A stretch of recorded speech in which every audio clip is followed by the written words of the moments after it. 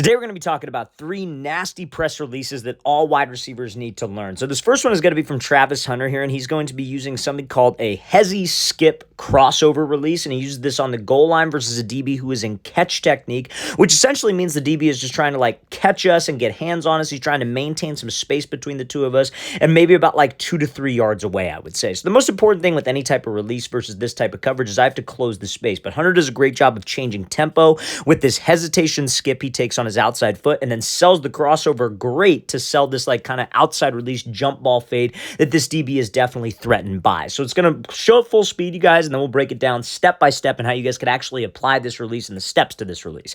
So he comes off the ball, he takes that skip on his outside foot, and then obviously throws the crossover like we see. Now this skip, like I said, is a great way to kind of change tempo, throw off the tempo of a DB, but also give us rhythm with our specific moves. So I'm going to play at full speed again. So the way you want to think about this release is think of it like the number of steps that you take. The steps go left, left, right, left. And then the right, left at the very end is the crossover, but it's left foot, right, left. So he comes off the ball, left, left, right, left. So if you think of it in that rhythm, that's at least with the receivers that I work with, how they get the most benefit out of it. I name the steps. I don't go say, hey, it's going to be 1, 1, 2, 3. It's going to be left, left, right, left. So he comes off the ball, takes a step, closing the space with the DB. Now, in this situation, any smart wide receiver understands that this DB is not going to backpedal because it's the goal line, right? So that's when you could use this type of move. Open space, you come off the ball, let's say we're on the 50-yard line, for example, and you use this little skip move. It's very likely that this DB starts to inch back and tries to maintain this space between the two of us. So maybe it's not the best time to use it, but in the red zone, when his heels are on the goal line, we know he's not going to back up. So I could use that to change tempo, but I don't necessarily need to get super close to him because if I get super close to him, he's going to get hands. Just a way to kind of throw him off in a sense. So he comes off the ball. Again, it's left, left, right foot hits the ground. Now, anytime that I'm doing a crossover move, you guys, whether this is just let's say this is the line of scrimmage and he's just doing just a simple right-left fake, just a 1-2 off the line of scrimmage to get him to jump and then go inside. He's not closing the space. The first step of the crossover has to be a sudden step and you are shooting that into the grass. We are not trying to step wide. We are trying to step down. We are trying to keep this foot inside of my shoulder frame. Now, the reason why we're doing that is so you can push off of this a little bit more easily, I guess you could say, or just get more power off of it. Because when you step inside of your frame, you could push off of that middle arch of your foot, and look what he's able to do. He's able to sell that outside cut a lot more. He's able to throw his hip, throw his upper body into it, and that's ultimately what a DB's watching, you guys. A lot of times DB coaches will say, hey, DBs, you need to watch the wide receiver's hips because, the hips won't lie. The hips will tell you where he's going. As a receiver, I could use that to my advantage. I can almost reverse engineer that and manipulate this DB with my hips. So you almost want to think that your belly button goes in the direction that you're faking. You see how Hunter's whole entire body turns, but the cut, his toes are still staying forward. He maintains that 45-degree angle. That's what gets that DB to jump, you guys. I could step out there all I want, but if my hips, my shoulders, my head, everything stays square, that DB will not bite. And obviously, we get that DB to bite, and we create separation. So we're trying to sell that goal line back pylon fade.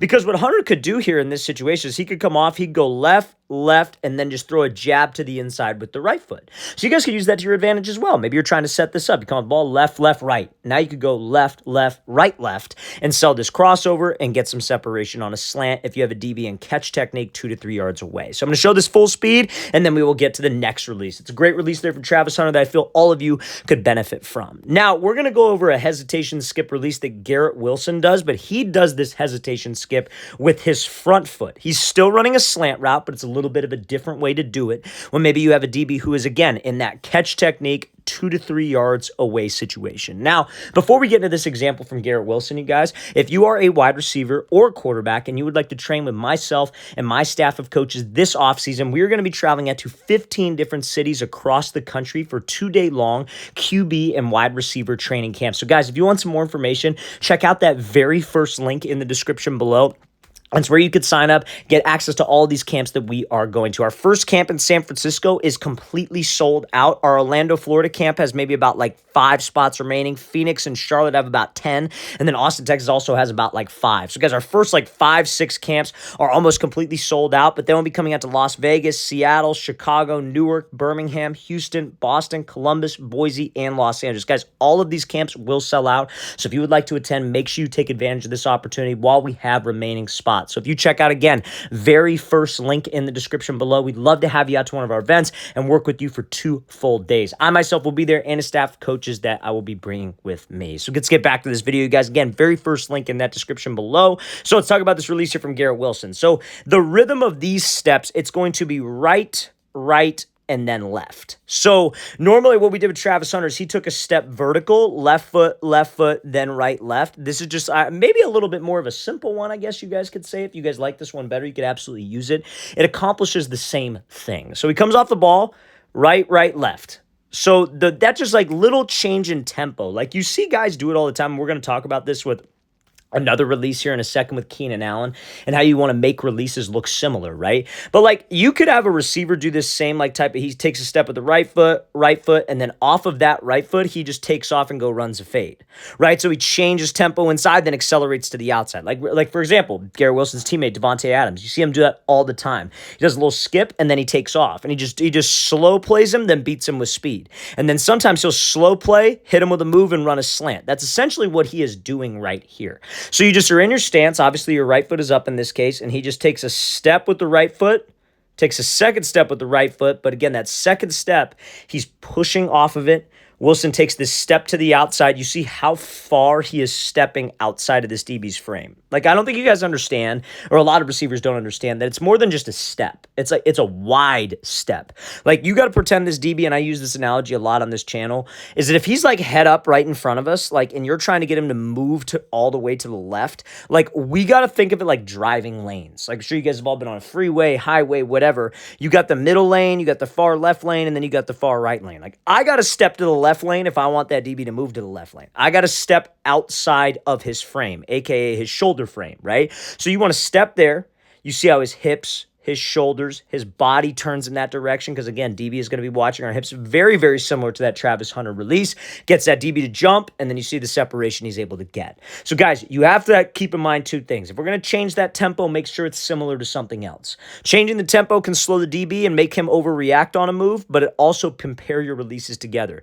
Like, again, Travis Hunter could have hit that little skip, jab, ran a fade. Wilson could do this little skip, go run a fade. But we threw a jab off of it. You just have to be able to pair the moves that you do together. It's got to be the same tempo and it's got to be similar steps. And make sure when we're throwing our cuts, we are selling with my hips and with my upper body. So let's take a look at this example here from Keenan Allen. So Keenan Allen is also going to be running a slant. Now, this is a different release that you guys could do. I guess this video could have been titled like 3 releases for a slant, right?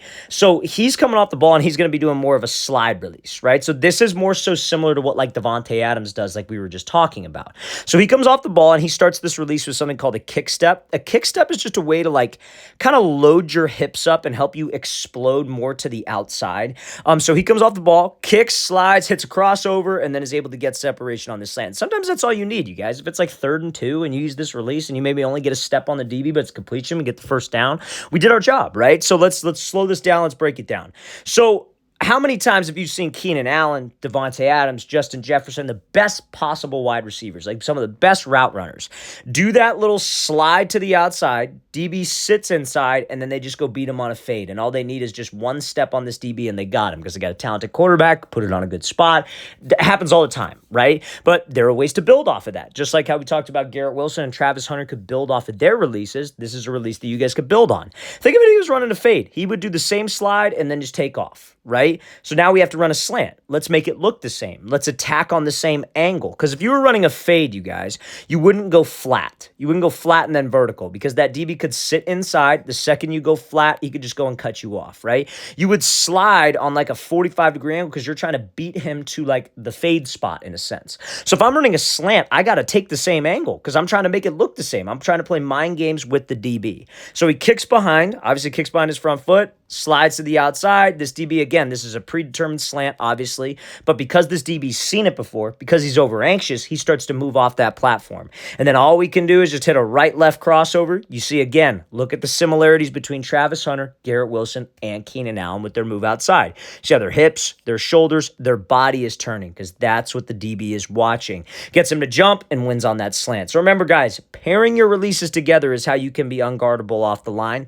Changing tempo is a great way to get a the DB to overreact. But remember, you have to be able to do two separate routes off your releases. They have to look the same. By two separate routes, I just mean you could use a similar release on like a fade. You could use the same release on a slant or any type of route that you are ultimately running. So I'm going to play this again full speed one more time. Great example from Keenan Allen using that kick step into a slide release and winning on that slant.